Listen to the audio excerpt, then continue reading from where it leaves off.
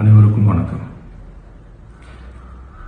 என் லைஃப்பில் இந்த மாதிரி ஒரு பெயின்ஃபுல்லான ஒரு சுச்சுவேஷனை நான் ஃபேஸ் பண்ணதே கிடையாது.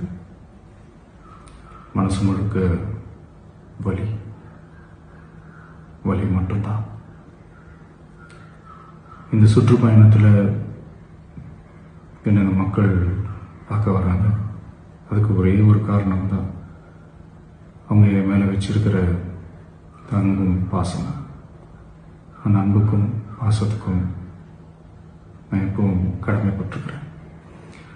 அதனால தான் இந்த சுற்றுப்பயணத்தில் மற்ற எல்லா விஷயங்களையும் தாண்டி மக்களுடைய சேஃப்டி, அதில் எந்த காம்ப்ரமைஸும் பண்ணிடக்கூடாதுன்றதுக்காக தான் அது என் மனசில் ரொம்ப ஆழமாக இருக்கும் அந்த எண்ணம். அதனால தான் இந்த அரசியல் காரணங்கள் எல்லாத்தையும் தவிர்த்துட்டு ஒதுக்கி வச்சுட்டு மக்களுடைய சேஃப்டி மட்டும் மைண்டில் வச்சுக்கிட்டு அதுக்கான இடங்களை சூஸ் பண்ணுறது, அதுக்கான இடங்களை பார்த்து பெர்மிஷன் கேட்கறது, போலீஸ் டிபார்ட்மெண்ட்டில் அதை ரிக்வெஸ்ட் பண்ணி கேட்போம். ஆனால் நடக்கக்கூடாதது நடந்துருச்சு. ஆனால் மனுஷன் தானே, அந்த நேரத்தில் அத்தனை பேர் பாதிக்கப்பட்டு இருக்கும்போது எப்படி அந்த ஊரை விட்டுட்டு என்னால் கிளம்பி வர முடியும்? நான் திரும்ப அங்கே போகணும்னு இருந்துச்சுன்னா அதை ஒரு காரணம் காட்டி அங்கே வேறு சில பதட்டமான சுச்சுவேஷன்ஸ், வேறு சில அசம்பாவிதங்கள் அந்த மாதிரி எதுவும் நடந்துடக்கூடாதுன்றதுக்காக தான் நான் அவாய்ட் பண்ணேன். இந்த நேரத்தில் சொந்தங்களை இழந்து தவிக்கிற அத்தனை குடும்பங்களுக்கும் என்னுடைய ஆழ்ந்த இரங்கலை தெரிவிச்சுக்கிறேன். எனக்கு தெரியும், என்ன சொன்னாலும் இது ஈடையாகாதுன்னு எனக்கு தெரியும். ஹாஸ்பிட்டலில் ட்ரீட் பண்ணிகிட்ருக்கிற எல்லாருமே சீக்கிரமாக க்யூர் ஆகி வரணுன்றதை இந்த நேரத்தில் நான் வேண்டிக்கிறேன்.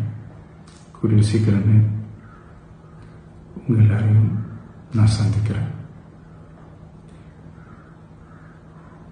இந்த நேரத்தில் எங்களுடைய வலிகளை, எங்களுடைய நிலைமையை புரிஞ்சுக்கிட்டு எங்களுக்காக பேசின அரசியல் கட்சிகளை சார்ந்த நண்பர்கள், தலைவர்கள் அனைவருக்கும் என்னுடைய நன்றியை தெரிவிச்சுக்கிறேன். கிட்டத்தட்ட ஒரு 5 மாவட்டத்துக்கு பிரச்சாரத்துக்கு போனோம். இந்த மாதிரி எதுவுமே நடக்கல. ஆனால் கரூரில் மட்டும் ஏன் எப்படி நடக்குது, எப்படி நடக்குது? மக்களுக்கு எல்லா உண்மையும் தெரியும். மக்கள் எல்லாத்தையும் பார்த்துக்கிட்டு இருக்கிறாங்க. கரூரை சேர்ந்த அந்த மக்கள் அந்த உண்மையெல்லாம் வெளியில் சொல்லும்போது எனக்கு கடவுளே நேரில் வந்து இறங்கி அந்த உண்மைகள்லாம் சொல்கிற மாதிரி எனக்கு தோணுச்சு. சீக்கிரமே எல்லா உண்மைகளும் வெளியில் வரும்.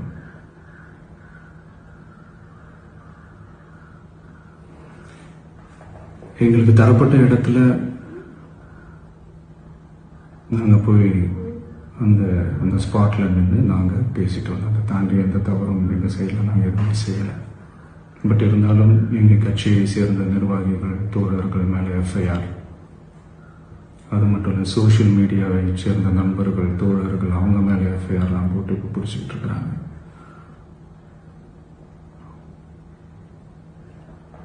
சிஎம் சார்,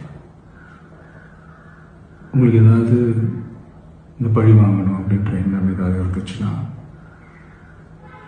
என்ன வேணாலும் பண்ணுங்க. அவங்க மேலே கை வைக்காதீங்க.